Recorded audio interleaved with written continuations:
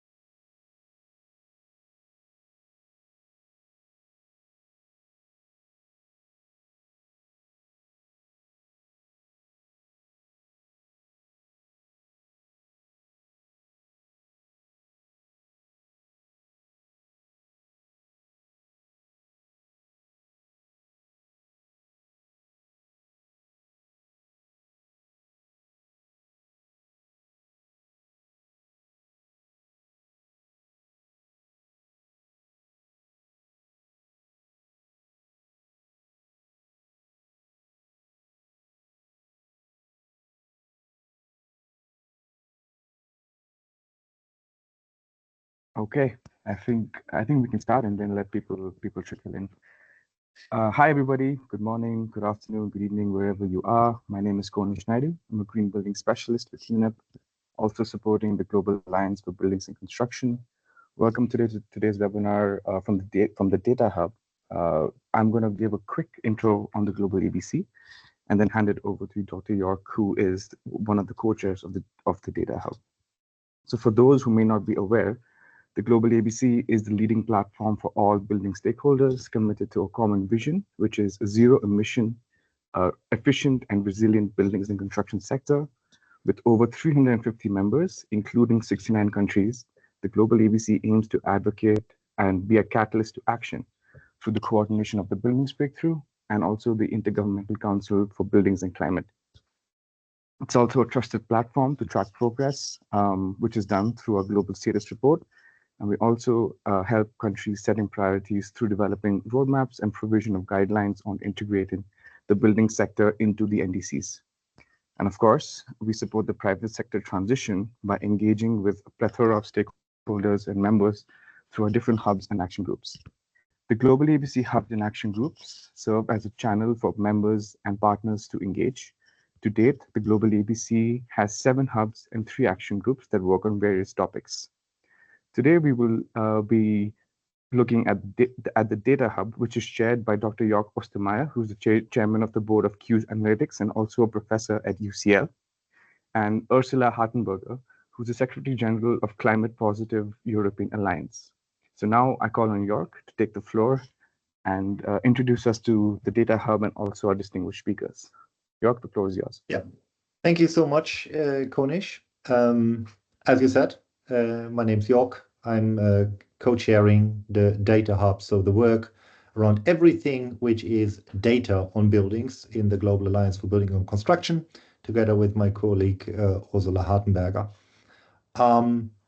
Why do we work on data on buildings? It's pretty simple. We believe that better data typically leads to better decisions. Not always, but as a common denominator. Buildings data, on the other hand, is sparse. It's fragmented, it's held in silos, it's often not digital, and we have to admit that probably the building sector is the least well documented sector that we have and that we need to address in terms of digitization. We address that within the Data Hub, mostly with our work on digital building passports or building logbooks or data files, or however you would call them. And we work with a number of them, but the number of building passports and building logbooks still means fragmentation. So I am very happy to have 2 esteemed speakers and colleagues from UCL with me today, Kell and Karim, who address specifically that problem. So how could we arrive at an aligned ontology and framework for building passports so that these digital platforms can be talking to each other in the future? With that, I would like to hand over, losing no further time. Kell, I think you are the first speaker. Karim, you will do the second bit. We will have, I would say, roughly 45 minutes, and then we will follow up with Q&A. For people who have questions, ideally put them in the chat. We will moderate the Q&A afterwards. And I wish us all a very insightful hour and a half. Kell, over to you. Thank you, York. And I will just share my screen so we can all look at the same presentation. Hopefully we are now all looking at a screen with a logo on. So hello, thank you, York, and thank you for the opportunity to speak to the global ABC and people worldwide. It's great to be here, and we look forward to sharing our work with you. The project that we've been working on over the last couple of years is called the Building Passport Alignment Project, and we'll share a little bit more detail around that as we go through. As York says, I am Kell Jones. I am a researcher and lecturer at the University College London, the Bartlett School of Sustainable Construction. I'm also the current head of UCL's Centre for Sustainable Governance and Law in the Built Environment. And in that role, we look at ESG reporting, finance, and the legal and governance aspects of sustainability. And so the work we're doing here about ESG reporting and data sits nicely within that world. I'll come on to my backstory in a moment, but before that, I'd like to introduce my colleague, Karim. Hi, everyone. My name is Karim. I'm associate professor in the same school as Kell, and my interest is data interoperability and requirement identification. Thank you, Kell. Thank you, Karim. So a little bit of backstory for me. I used to work in finance. I'm a recovering accountant. And I then moved into the world of architectural design and sustainability more generally. I spent some time after that working at the Climate Bonds Initiative. And while I was there, I was spending a lot of time trying to reconcile different trajectories, different sustainability criteria to see whether they aligned with the Climate Bonds Initiative's requirements for climate change mitigation. And it struck me that there must be a better way of spending my time than trying to do all of this. And so the germ of this project was set in my mind. The project as it is today is part of the Circular Buildings Coalition's Blueprint Projects Initiative, and they're doing another call at the moment, which I think closes today. So if you have some circular related projects that you're interested in submitting, please do reach out to them. The initiative meant that we have focused largely on materials in this part of the project, but ultimately the aim is to cover all impact categories for data across the built environment. And we've also worked with many stakeholders across the built environment value chain, from the policymakers through to the technical solution providers, because we need to have an overarching view of this problem. We can't just look at one part of the value chain. We have to look at the entire value chain. Also, we can't just do this. We're in the UK. We can't just do it from a UK perspective. So we've been speaking to people in the UK. We've been speaking to people in the EU. We've spoken to people in the US. You'll see Mindful Materials are on the screen there. They are a US organization who we're working with, who are looking at a similar problem at the product level. So we've been speaking to the whole value chain, just trying to understand the problem better and to create what you're going to see today in terms of a potential solution for addressing this problem. The broad agenda for the conversation today, we're going to begin by exploring the problem in a little bit more detail and the hypothesis that we came to in terms of how are we going to solve this problem. I'm going to then explain a little bit about the vision that we've developed based on the back of the work we've done, and then talk about the process that we did to do the alignment work. I'm then going to hand over to Karim, who will start to talk about the digital building logbook or digital passport as a system of systems. And then we'll wrap up and take your questions. So beginning with the hypothesis, I rather trailed it in my introduction there, but the problem as I see it is that we have something of an oversupply of sustainability reporting requirements.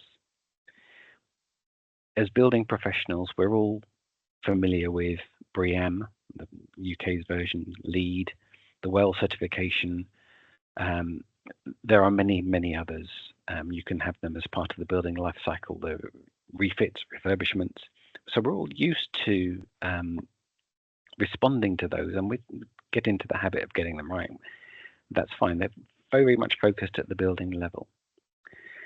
But what we're seeing now is the emergence of regulations that are focused at the finance level. So the emergence of sustainable finance taxonomies, which are intended to reduce the risk of greenwashing at the financial services level. Now, what these mean is that finance companies have to meet certain criteria with their investments for them to be able to call their investments sustainable. And in the EU context and many other countries, what we're seeing is one of the main categories of activity that they're focusing on is the built environment and real estate, so construction and real estate. And they're setting characteristics of, at the building level, of what it means for a building to be sustainable. And that doesn't always mean the same thing as it does to somebody who's working under BREEAM or LEED or WELL. And so what we have is a situation where companies are having to respond to lots and lots of different voluntary and mandatory schemes to provide information to people across the value chain. And they're having to redirect adjust their reporting lenses and do the job more than once. And at the building level, they need to be able to respond to the reporting requirements across the value chain. Now, personally, I struggle to keep up with the UK and EU changes in regulation. But if the finance funding the building that I'm working on comes via the EU, via South America, via North America, via East Asia, for example, or Africa, I have to provide the information to report against each of these reporting taxonomies. And so how on earth are data providers at the building level supposed to understand the reporting requirements globally?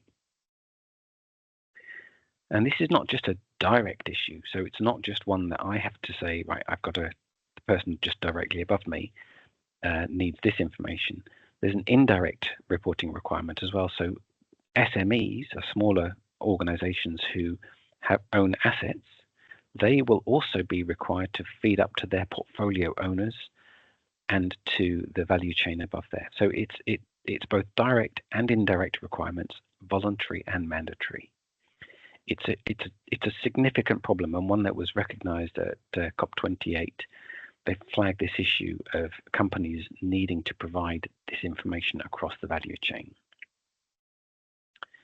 This is causing a problem for reporting, and people are specifically saying they don't want to work if there is taxonomy aligned reporting in sustainability. It's too much. And so what we see in Digital Building Logbook or Digital Building Passport is a potential solution to this problem. They provide us with a way to capture the information that we need, to capture, store, and transmit the information we need to respond to all of these reporting requirements across the globe. But the challenge that we have is that the majority of building passports, digital building logbooks, are developed what we call bottom-up, in that they are designed to respond to a particular challenge, be it material passports, be it renovation passports, be it smart building passports, refurbishment, lots and lots of different bottom-up approaches. And there's no guarantee that the information that these building logbooks are being designed to capture will meet the requirements across the value chain. So that's why we set up the project, because we believe that ultimately all of these regulations, standards, schemas, mandatory, voluntary, they're all trying to broadly do the same thing, which is to define whether a building is sustainable or not in one of the many impact categories that we're looking at.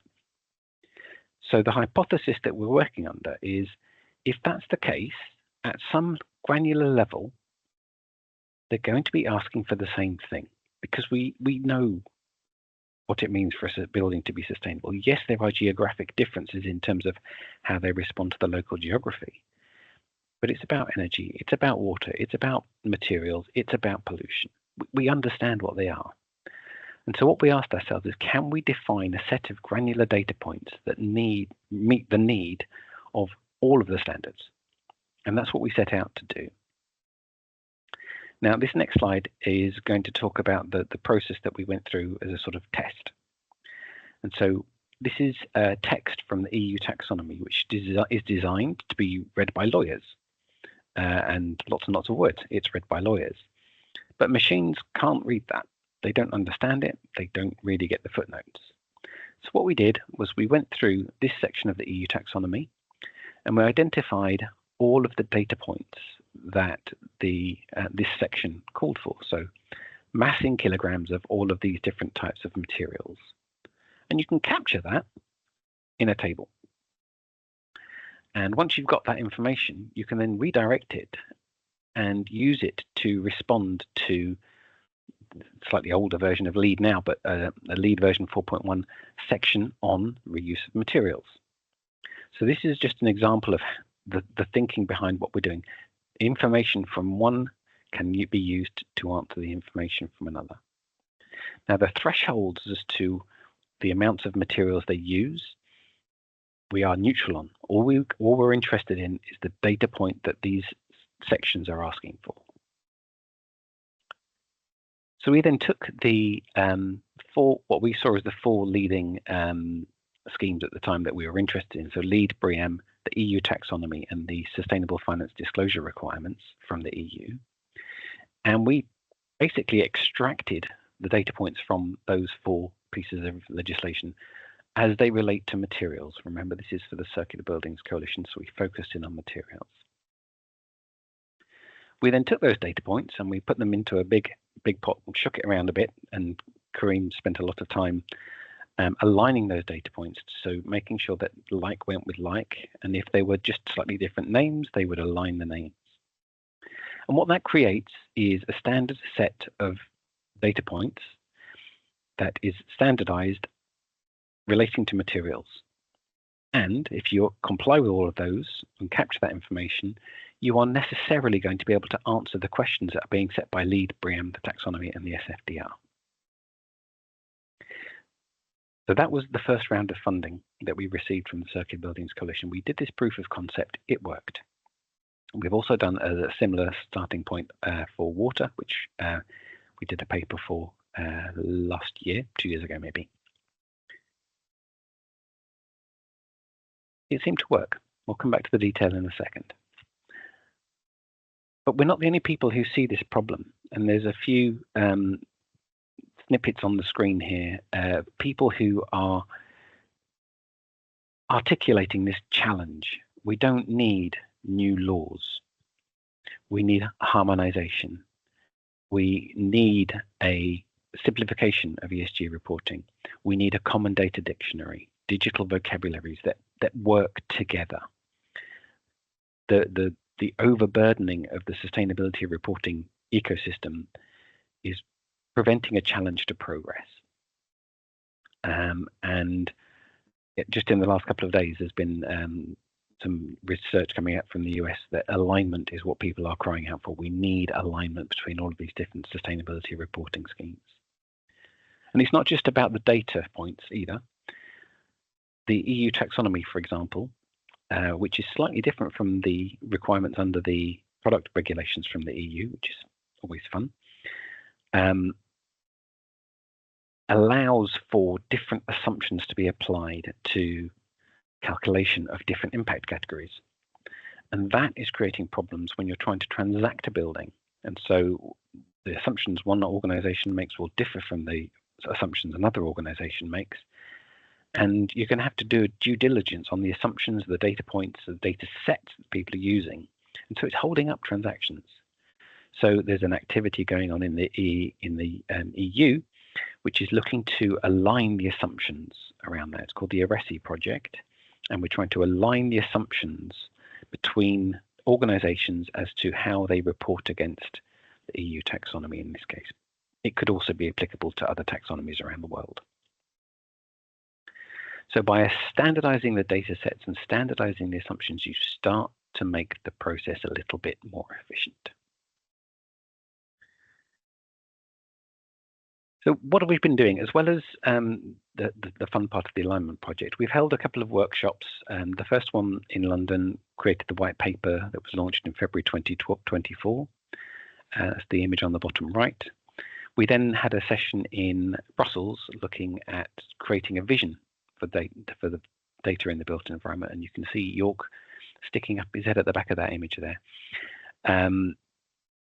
Through those workshops, we've come to a point where we've got some characteristics for data, and we call them tacit, but they are slightly rearranged here.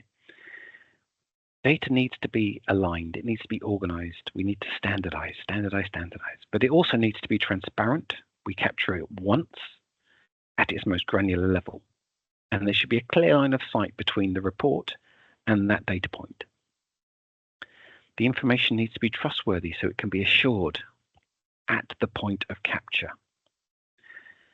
It needs to be interoperable, and Karim will be talking about that in slightly more detail in a little while. But we need to be able to consolidate and have confidence that they are comparable.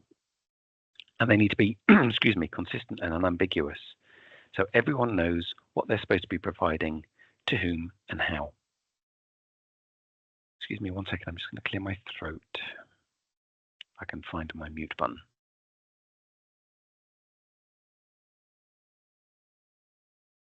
And these, the workshops have led to this vision that we've created, co-created with our participants for a federated ecosystem of information, where information is secure, accessible, provision is sustainable, and it is connected across organizational levels. And it is underpinned by a common data dictionary, allowing for an interconnected infrastructure, an interoperable infrastructure, allowing transmission of information across borders. We also, in our report from the Brussels session, had a series of recommendations. And for me, the key one of the, well, there's a couple of key ones there. The development of a federated data solution for data in the built environment, and the development of a common data dictionary. For me, those two things underpin the ability of the built environment to actually get this data problem solved. I'm not saying it's going to solve all of the problems, but it is the very first step that we can start to move forward from. So the alignment project, we've trailed the idea. We just want to give you a sense as to what we did in a little bit more detail, and then a little bit more on what we've come to. So the next slide is just a very quick screen grab of the work we did. So we met with some people recently, and we were talking about the project. They said, well, how did you go about this, converting what is human readable to machine readable information? And broadly, we went through and line by line, word by word, we tagged it. And we tagged the information containers that the information sits in. We tagged the data points. We tagged the intent, the requirement description, the asset type, the asset level, the consolidation level, what the requirement applies to. It was a very time-consuming process. And since the first iteration with water and the early 4 with materials, we've moved on. We now cover 12 top-down analyses of different regulations, including the materials requirements of all of these, including GRESB, the ASEAN taxonomy, the UK Net Zero Building Standard, Green Mark from Singapore, and some other wider market voluntary reporting schemes. But as well as that, we've also taken some widely, in the EU context, understood building passports, and we have just done a mapping from the bottom up as well to make sure that we're capturing everything we need to, and we've also built up from the academic literature as well. And for me, this is the major headline and sort of proves the hypothesis to me, is that we've gone from around about 3,000 data points as part of the extraction process down to 220. That's a significant drop. And if you're interested in what those are, you might want to take a look at the project website, which is the 𝗕𝗂𝗋.com. We can share that at the end. And on that page, you'll find this Power BI. I will not go through the detail of it other than just point out a few things. So you'll see on the left-hand side there, we've got the different schemes and data points that were identified within those schemes relating to materials, the impact categories that they relate to. So while we focused on materials, you'd expect there to be a lot around the circular economy, but actually, because of the scope of some of these reporting schemes, we went beyond strictly material impacts. You can look at the asset level. So is it a portfolio issue, project, site, building, zone, etc.? The long column, long green and white column there is the other data points. And then we've got the application on the right-hand side of the screen. Now, these are all structured according to an ontology, which I'm not going to talk about. I'm going to invite Karim to talk about it a little bit. But this is also available on the project website, 𝗕𝗂𝗋.com. And this summary page just provides you with what we mean when we say different things. For example, information container, impact category, and impact subcategory. Karim, could I invite you to talk through the rest of this slide and then take over from me?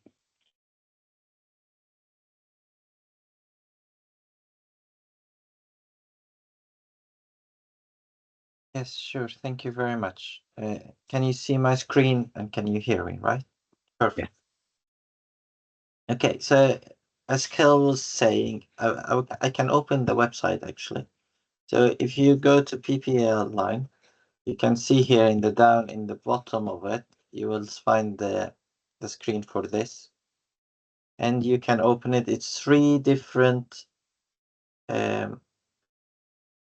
pages. This is the first one, provided description. So what we were trying to capture is the data point and the relationship, and also to classify it to be able to filter as we want. So if you go here, if I'm looking at project level data points, you just select the project and it will provide you the aligned ones.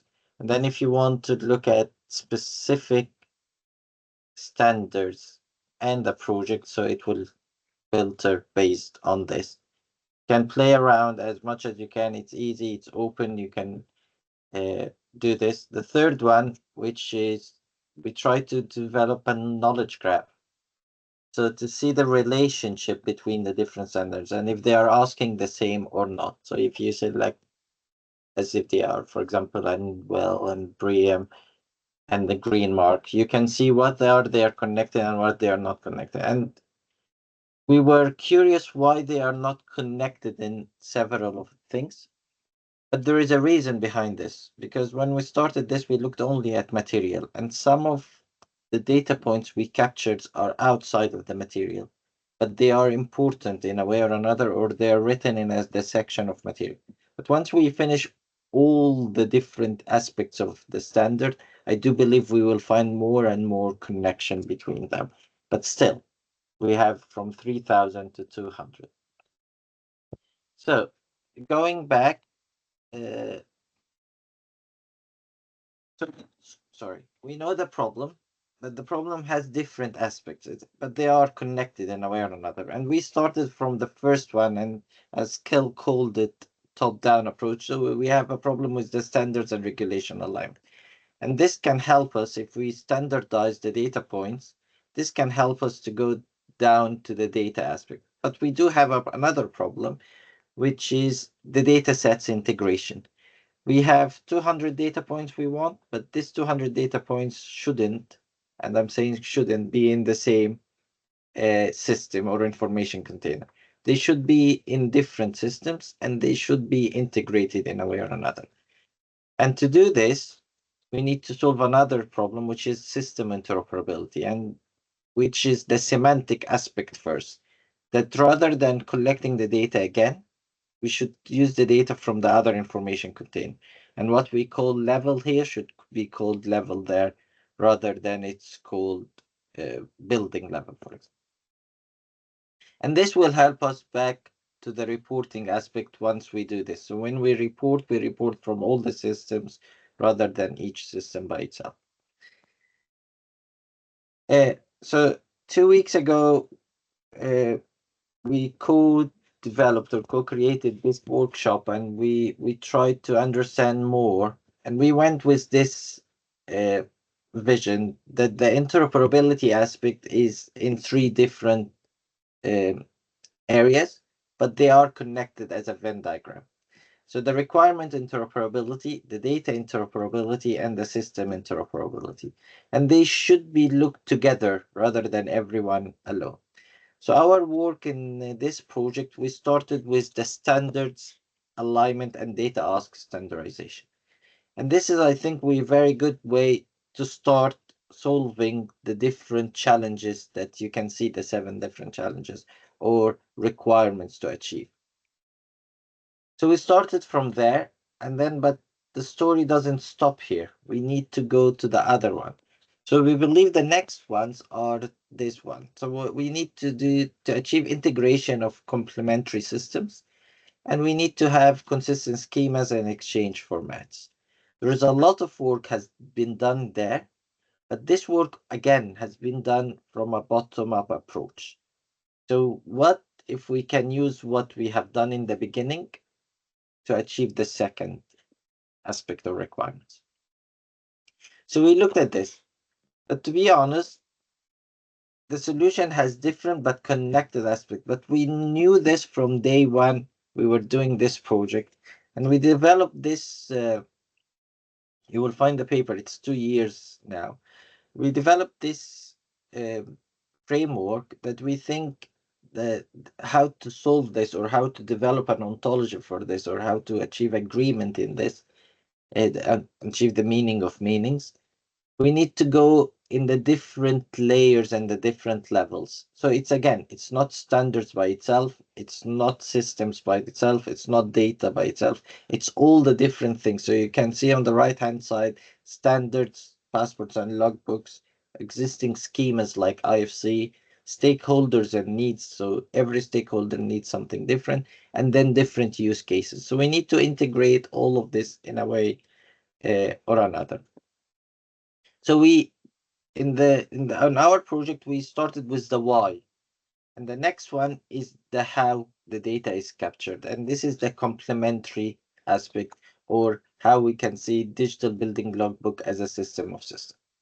So before saying how we can say it, I will just give a little bit of brief, 1 slide. What is a system of systems in a way, or how to achieve system of systems to achieve the integration of complementary systems. This is how we work in the construction industry. Every stakeholder look at their systems of interest, and they work in this area only. So you'll find some people just work in the BIM world. You'll find some people during the operation look at the building management system, the BMS. In circular economy and the sustainability reporting, people are looking at material passports and digital product passports, if exist. And in the digital twin world, people look at BIM and IoT and so on. But they look at their system of interest and ignore the other. So in the literature, it's questioning this, and we need to look at what's the wider system of system. And most of the time, it's centralized in a way which is not the right approach, I do believe, or not the scalable approach. So you will find we develop a new building material passport, which store the data of the digital product passport. But why we are capturing the data again, or why we are storing it again? The same in the digital twin world, we bring the BIM 3D model, we bring the IoT data, and we store them again. So the idea is to look at the wider system of interest, and to develop this kind of system that brings all the system of interest together. So it's like another circle which is bringing it all together without developing a new system.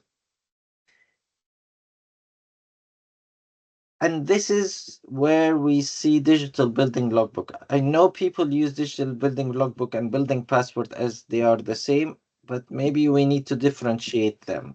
Maybe building passport already exists and well known, so leave it as it is, and let's look at digital building passport, digital building logbook as the system of systems. So it's not a new system, it's just bringing all the different things.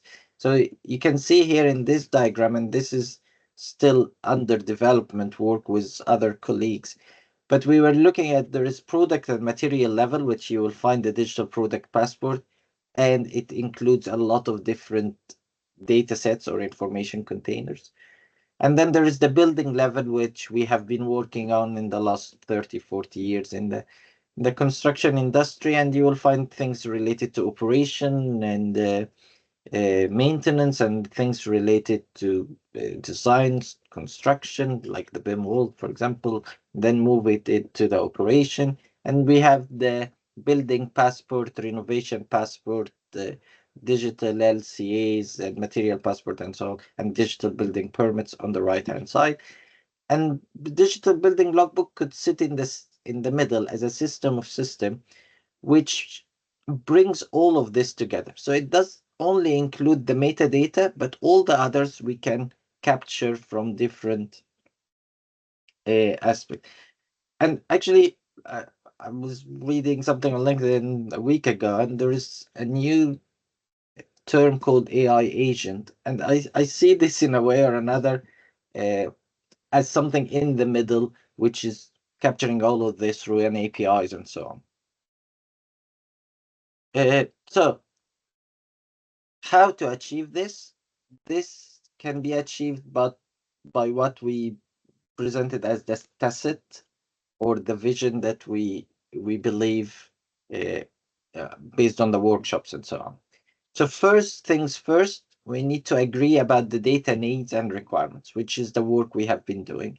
So the requirements needs to be very well identified. We turn information requirements to data points, and these data points are aligned in a way or another, so we know all the data points. Then we move this, and this data points, we need to know where it should sit. So the data collection and exchange. What are the information container? Where should it sit? And let's not replicate it. So what's in the 3D model shouldn't be in the material passport, and what's in the material passport, what's in the digital product passport shouldn't be in the material passport, but they could be linked in a way or another. So it's very transparent where it sits. And this will build the systems that we need for the system of systems.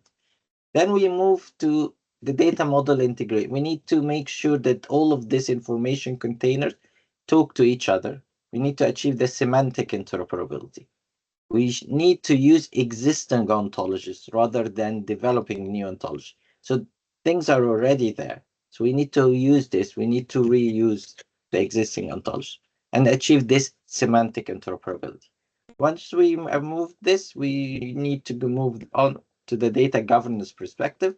We need to have a validation protocol, and there are some already exist.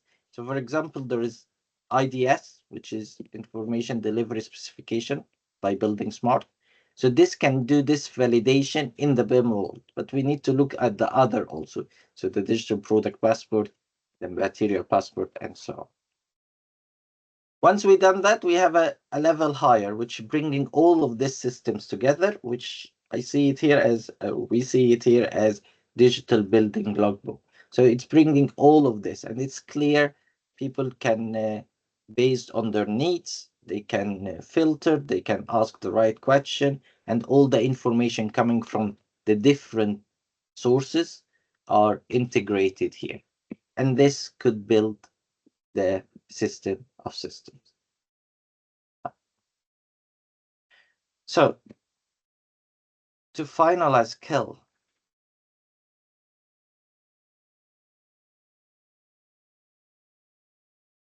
would you like to? Yes, thank you, Karim. Sorry, couldn't find my camera button. So really, we've reached the end of the time we have available to us to speak. We're very happy to take your calls, but we wanted to leave you with a few takeaways A few key thoughts. Reporting ESG in the built environment is really challenging. It's likely to become more so over time as different requirements pop up around the world. There are incentives for people to create new schemes that more closely align with their requirements. So we're likely to see more of these emerge over time. And the fragmentation of the built environment, which is a huge issue in so many ways, is creating problems for us in terms of reporting now. Now, building passports or logbooks provide us with the opportunity to fix this, to enable seamless on-demand reporting across the value chain. And I have in my mind a vision of a finance person sitting there with a portfolio of hundreds of thousands of buildings, just pressing a button and it just pulls the information where it's needed, from where it's needed to their spreadsheet or whatever the system is they're using. They don't have to do more than press a button. And so creating that seamless flow of information requires the interoperability that we're exploring. It requires the assurance, the transparency that Karim has just been talking about. And so we believe that this is the foundation on which everything else can be built. And one of the reasons that we do these webinars and have these conversations is because we want to understand the problems that you're facing, the challenges that you're facing with your reporting, your compliance, and working out how we can help you to address those. Now, we've set up a LinkedIn group on LinkedIn called the Building Passport Alignment Project, and the QR code will take you there. You can also find there the white paper that we've produced and the report from the Brussels workshop that we've talked about in this conversation today. We'll also be providing updates on the webpage there about what's going on in the world. We'll also be shortly sharing a paper about the third sector, so non-government, non-private asset owners, government and third sector asset owners, who are facing different challenges from the ones the private sector are, but they still manifest with lots of reporting work. So we're going to be sharing that in the next week or so. So that's really what we came to talk about. I hope you found it interesting, and I believe we're very happy to take some questions. Thank you, Dr. Kell. Thank you, Dr. Karim. I do have a couple. Oh, I see someone in the chat has their hand up. Dr. Feha, am I saying that correctly? Hello there.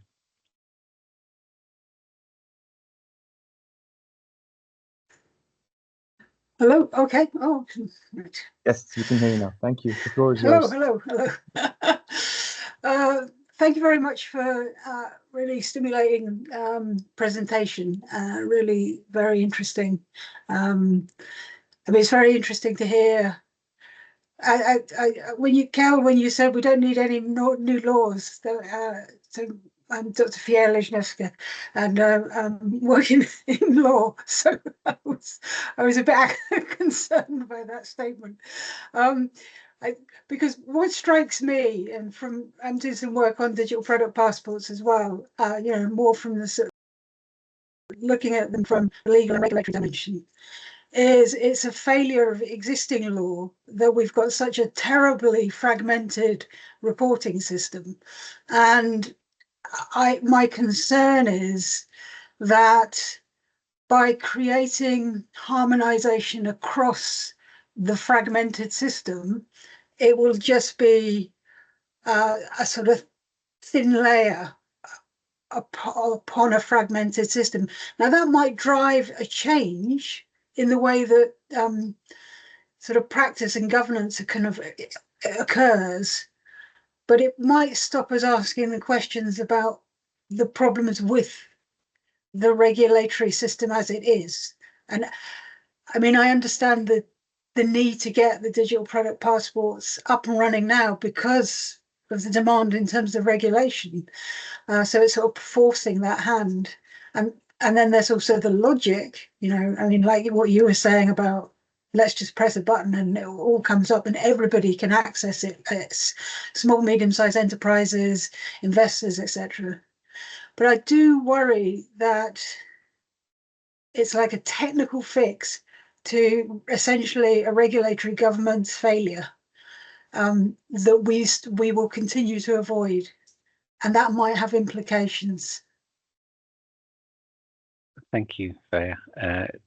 Very interesting to hear your concerns from a legal perspective. I want to try and allay your concerns, if I may. I'll try. I might not, but I'll try. The way we see this problem is that it is quite a technical thing that we're trying to solve here, in that we're trying to identify the data points. I make no judgment as to how the laws that require those data points are structured, enacted. I have views, obviously, but I'm not making a judgment on them right now. My working assumption is that any law regulation is going to be asking for similar information. And so what we will have is we will have a set of data points at the building level, which some regulations will need, some regulations won't. And this sort of on-demand, seamless, secure transmission of information pulls the information that the reporting environment needs, and then it applies the thresholds that it has. So the solution that we're providing is one to enable the information flow rather than to fix the regulations. Now, at stage one, my long-term vision, so I'll probably be retired and nearing the end by then, but the longer-term vision is that actually, if we're standardizing the information ask, can we start to flip it and then start to see standardization between the regulations? Why is Nigeria asking for this, whereas Singapore is asking for this? Why are you asking for different things? You know, if it's outside of this comprehensive data set that we create, what's the value for doing so? And so we are enabling current regulations to work, because at the moment you don't have the information to guarantee that you're reporting against the right things. And also we're trying to set a trajectory for the future in which we have more sensible and coherent and aligned regulatory reporting as well. Does that address the question? Well, I think you recognise that the technical dimension is easier to fix, and that one of the difficulties is the underpinning of regulation is often quite a cultural, historic, legal systems, which is often harder to overcome, and so depends on many other factors. So we'll see how that goes. Yeah, I think super interesting. Yeah. Thank you. I think one of the things that Karim did when he was doing his detailed analysis was he was very clear to distinguish between data point types. And so what the work we've done permits is it a binary data point? Yes, no, fine. Is it a qualitative data point where you need to refer to a report? Does this report exist? The contents we need are in there. And so the way that Karim has structured this is such that we can respond to the regulatory, be it voluntary or mandatory, requirement without making any judgment. If there is a judgment required, that sits at the regulatory level rather than with us. We are just capturing the information, and it is the information that we are identifying is complete because we've gone through line by line, word by word. Now, what we found as we extended the scope from relatively Eurocentric, US-centric regulations to Asia, yes, the number of data points, absolute number of data points rose, but actually the aligned number of data points didn't, particularly. And so, again, solidifying our view that actually that there is a commonality of information that is needed to answer these problems. And we are very open to working with whoever to extend this scope review. And ultimately, what we'd love to do, again, is to flip it over to the people who are setting the standards and say, what else do you need? Because getting somebody else to do that work is a big win as far as I'm concerned. So that would be where we'd love to get to, is where we can just say, right, this is the information we're recommending people capture in their building passports or building logbooks, depending on how you want to call them. What else do you need? What have we missed?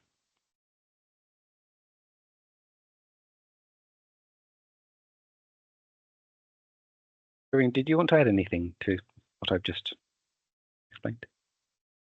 No? I think you know. Yes, thanks a lot. I mean, I have lots of other questions, but I won't ask.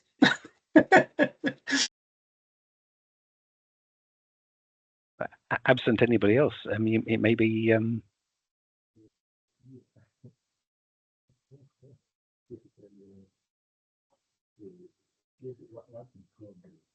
So maybe me jumping in there then, Kell, because you're talking a lot about data harmonization.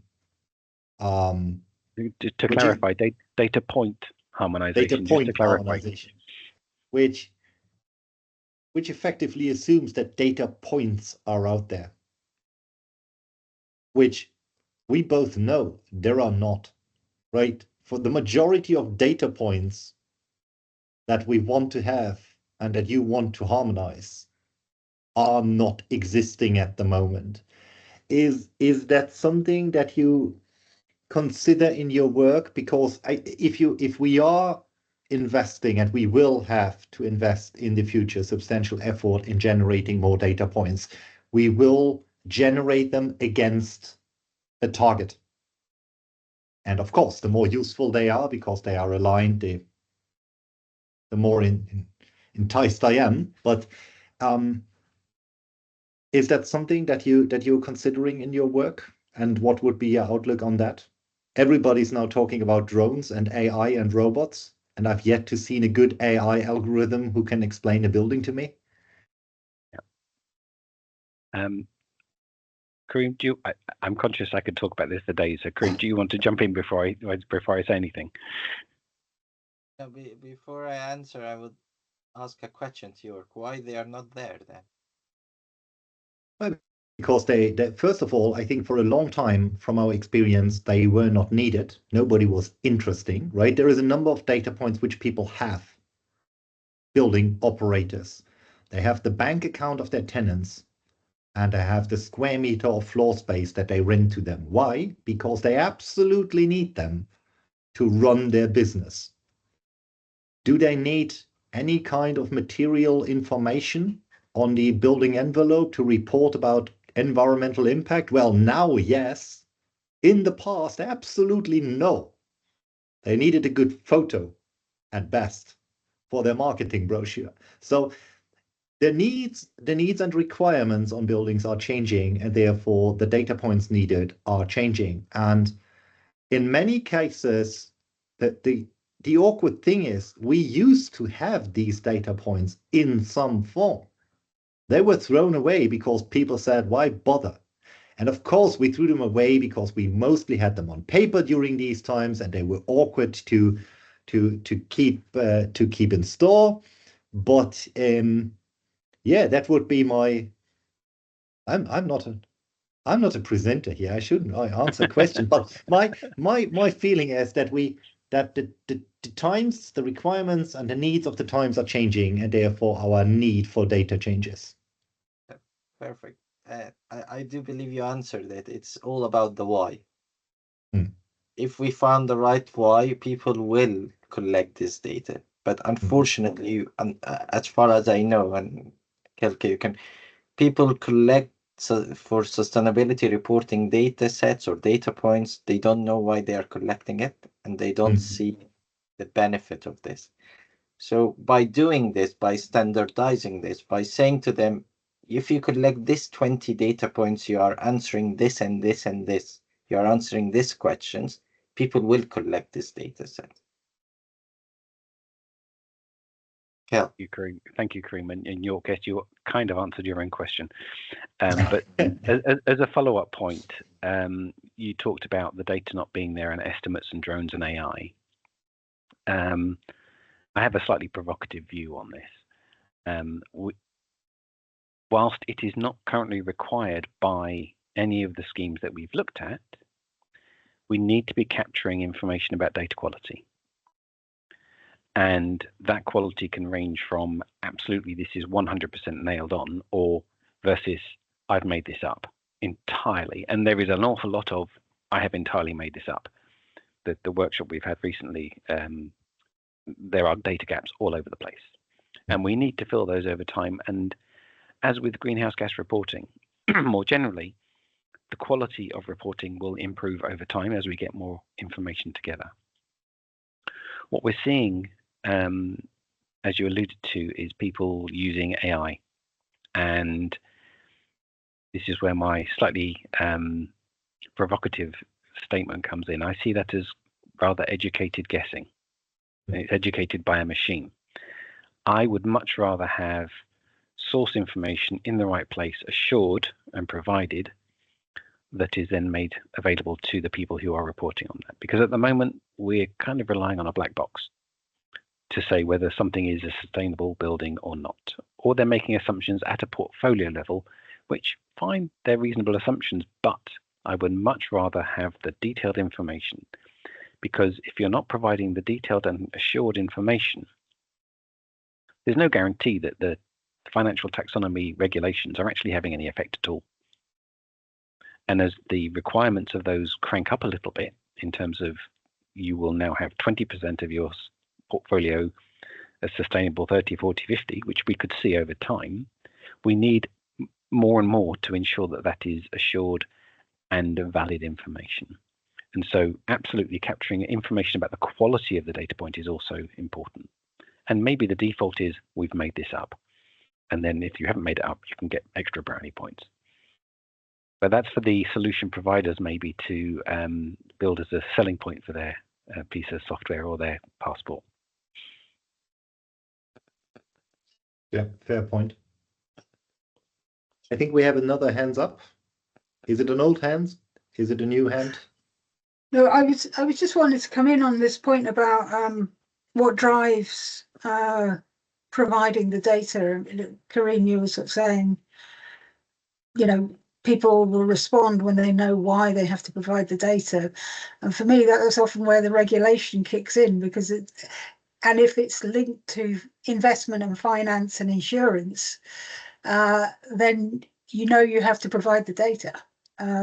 So I mean, I can see why you're sort of focusing more on the financial investment side, the responsibility upstream for investors and then downstream for sort of looking at insurance and management and signing off projects and maintenance as well. So I mean, that seems to be the real leverage point. So I just wonder if you're seeing that shift.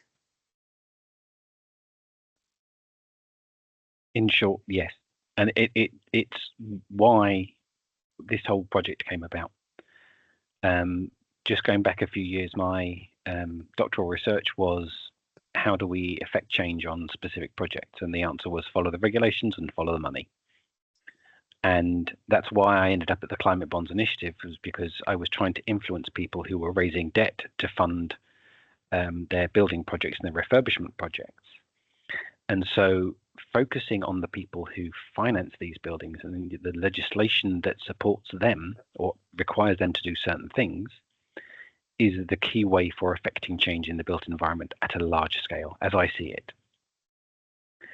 The challenge that I saw was that the information from the building level to the finance level, it wasn't getting through. And there's been a report by the Platform for Sustainable Finance in the EU in 22, recently updated, saying the information just isn't flowing. And the job I see of our project is to get that information to start flowing. And once that starts flowing, the policy levers that you apply to the financial community start to work, start to be effective. Because at the moment, I don't believe they're fully operational. And just picking up on York's point there, we don't have a lot of information, especially on these millions and millions of mortgages that are out there. And we do need over time to get that. And it's not going to happen overnight, but what we want to be able to do is to provide a structure and a framework to allow that reporting to happen consistently, so that when we do get the information, we capture it in a structured, interoperable way so it can flow more seamlessly. Thank you, Dr. Kell. I too have a question, but before that, I would just want to spotlight a comment from Mario in the comment section who says, "This is a very insightful webinar. Data is definitely a key point in the construction ecosystem for the decision-making process. Without reliable data, we navigate in a dark room, and risks will continue to rise. And mistakes based on poor data will continue to happen in prejudice of all stakeholders." And he also congratulates you all on the project and us on the webinar. So thank you so much, Mario. Please feel free to raise your hand in the meantime. I did have one question, if I may jump in. I was particularly curious on the qualitative data points and how were the qualitative data points analyzed and treated, basically. But yeah, and maybe some examples of what those data points look like, because that's something I'm particularly keen on knowing. Thanks.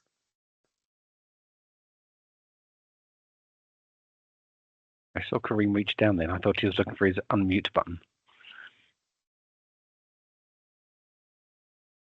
Are you going to respond? Yes. Want me? Yes, I can. So yes, there is some data points which refers to, you can't see them as a collected quantitative data point. So for example, the APD will give a number, a percentage of something, you will give a number. There's things which are not like this. For example, if there is solutions for risk mitigation, this something is qualitative. You will provide a qualitative way of doing this. There is some stuff about design for disassembly. You will provide a specific qualitative information related to this. There is several ones which we identified, and again, you can go through and you can select in the 200 points, you can see this. So these ones are open. It's not easy to say that. However, saying that, they can be quantitative in a way because there is a lot of them are third-party verified. So they should be verified by someone else before coming to this stage. So if this answered that question in a way. Thank you. Yep, definitely. Thanks a lot.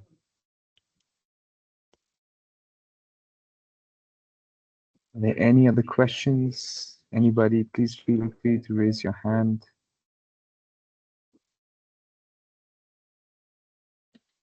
While we're waiting, I see we have a good few people on the call. We are very interested to hear from you about the challenges that you're facing, the solutions that you're trying to put in place. We are particularly interested in speaking to the financial community to try and help them solve the problems, their reporting problems, and to address their needs. And so please do drop us a line. I'm sure we can share details when we have finished the call. But it'd be great to hear from you and to explore the challenges that you're facing and whether and how we can fix them.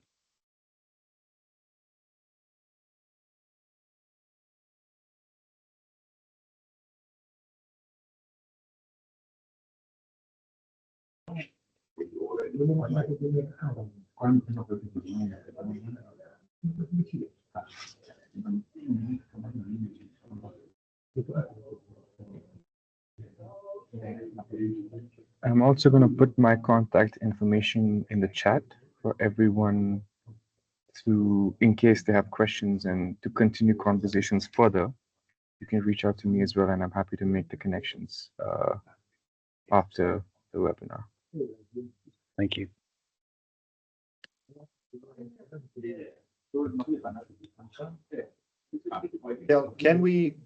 Can we at least, as a final consolation, state that UCL will fix this? Is this something which I can report to our dean? Our dean knows about what we're doing. She's heard about it quite a few times. We are working to fix this.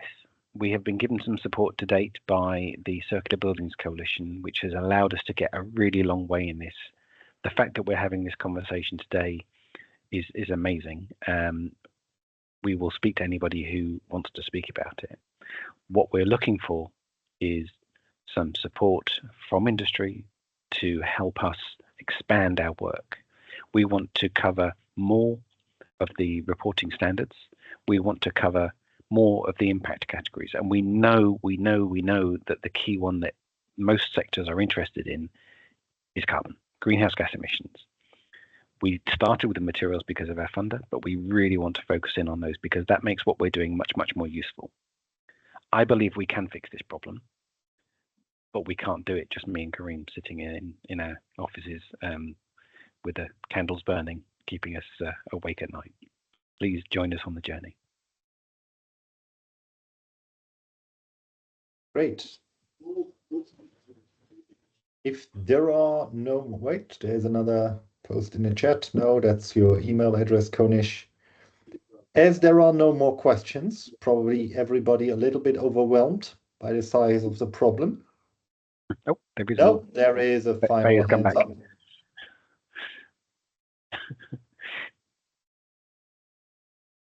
I think was that an error, Thea? You know, I was just trying to clap. just saying thanks. Great, thank you. We'll catch up soon, definitely be in touch. Yeah. Good. Then I would propose we close a little bit ahead of time. Thank you very, very much, Kell and Karim. See you soon. Yep, no doubt. Here even sooner from the next milestones. Again, everybody feel free to get in touch, but I think that's been said often enough for now. And then I would say, yeah, maybe Konish for some final closing, consolating United Nations words. Thank you, Jörg. It will all be good. Yeah, it's all going to be fine. No, first of all, thank you, Dr. Karim, Dr. Kell, and Jörg as well. Thanks a lot for your support, for your insights. I know I have learned a lot today. And this is essentially the spirit of these different hubs and action groups under the Global ABC umbrella. We have a lot of different thematic working groups. My information is there in the chat. Please feel free to get in touch with me. And yeah, one more big thank you to our data hub and Dr. Karim and Dr. Kell. And see you on a new webinar sometime soon. Thanks, everybody. Thank you. Bye.